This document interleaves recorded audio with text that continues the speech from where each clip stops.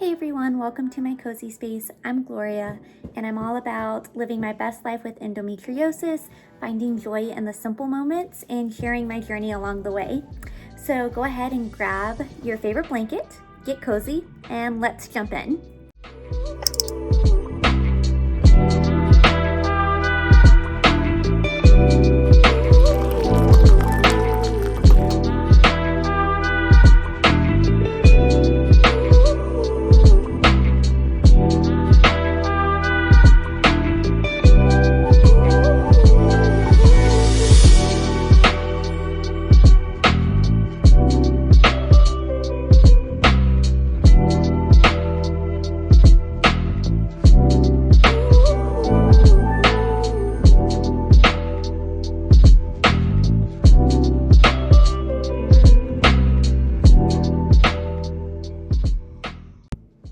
So today I'm going to be talking about my 5 top tips for living with endometriosis.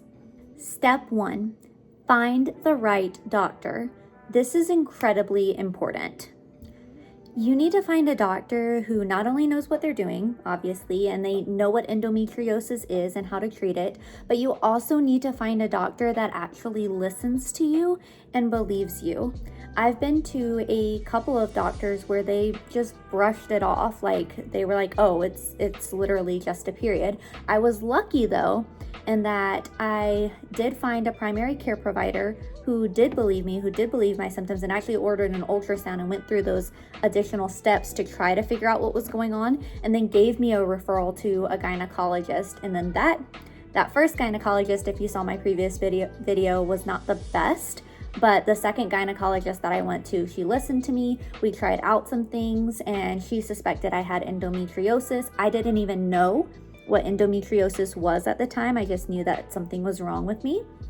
Getting that right doctor, one that actually listens to you and figures out what is wrong with you, is definitely key, because doctors are people too, and people make mistakes. And people have different personalities. They have different beliefs. It doesn't matter what kind of occupation they are in. People are different. And so you can find a doctor that works for you. It's just like with any other profession out there, just like finding a therapist that works for you, finding the best class in college with the correct professor where you can learn from. Everybody's different, and that pertains to doctors too. So just make sure that you find the right doctor for you. Step number 2, find a diet plan and an exercise routine that works for you. This is going to vary from person to person. There is no one size fits all approach, I think. So for me, I noticed that I can only do Pilates and yoga, and that doesn't cause a flare-up. If I try to do any sort of heavy weightlifting, intense cardio sessions, anything like that, that'll cause a flare-up. So I just stick to my Pilates, yoga, maybe some light walking here and there, and then that seems to work for me. Another thing is to find a sort of diet plan that works for you, especially if you have endometriosis on your bowels like I do. For me, it's really weird because I used to be able to eat gluten, and now I can't. I can't eat anything with gluten in it without getting severe pain.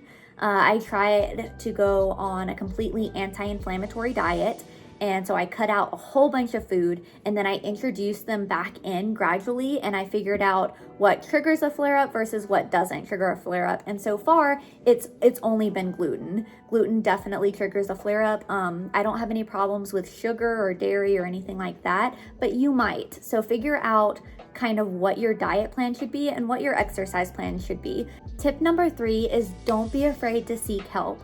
And I'm not just talking from like a physical perspective. Obviously, you're seeking help for that, and you're trying to figure out what's going on with your body and how to help with endometriosis. I'm talking about from a mental perspective. I had several breakdowns, and I had a hard time coping with my diagnosis and the things that I couldn't do anymore. And if I hadn't gone to behavioral health, if I hadn't sought out therapy, I would be in a worse place than I am today. They gave me a lot of tools that I can use, coming from a place where it's not my fault that I can't do certain things. Just getting more into that positive mindset shift and being able to journal my feelings, being able to just talk to someone, figuring out a way to process the emotions that I'm having helps out a lot. So seek help if you need it, absolutely. And it doesn't have to be a therapist. You could go talk to a friend or a family member. Just however you want to seek help, just make sure that you do seek help for the emotional and mental turmoils that this chronic illness does put on there, because it's not just physical, it is a mental portion too.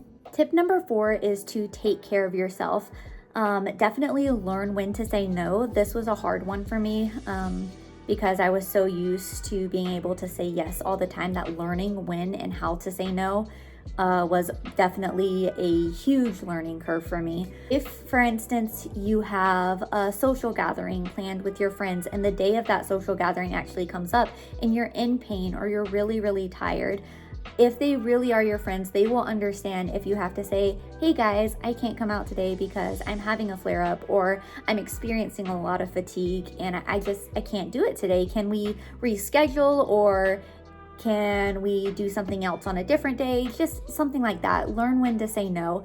And part of taking care of yourself is, sometimes you have to stay home, do relaxing activities so that your flare up doesn't get worse. Because for me, I know that if I'm in the middle of a flare up and I continue to push myself, it just gets worse and it doesn't go away until I actually relax, calm down. I might do some yoga, reading, playing cozy games. All of those things are relaxing activities that gets my mind off of the flare up and helps my body to relax. If I'm in a really, really bad flare up, like where I'm curled up in a ball basically, I just lay down and I don't do anything until it gets down to that more tolerable level. When it gets down to that tolerable level, I don't go out and do grocery shopping and do all the things. I continue to take the day easy. That was something I had to learn though. Finally, tip number 5 is to look for those little joys in life. Having a chronic illness like this can be mentally draining. It can be depressing at times, but just try your hardest to look for those little joys in life. Try to still have fun, figure out what hobbies you can do. I'm more introverted, so I do like to stay home, read, do cozy games. That sort of thing is appealing to me. Figure out what makes your life enjoyable and continue to pursue those joys in life. Those were my 5 tips. Thanks so much for spending time with me today. If you like the video, don't forget to give it a thumbs up and hit that subscribe button to follow me on my endo journey, as well as for more cozy content. I will see you in the next video. Take care of yourselves. Bye.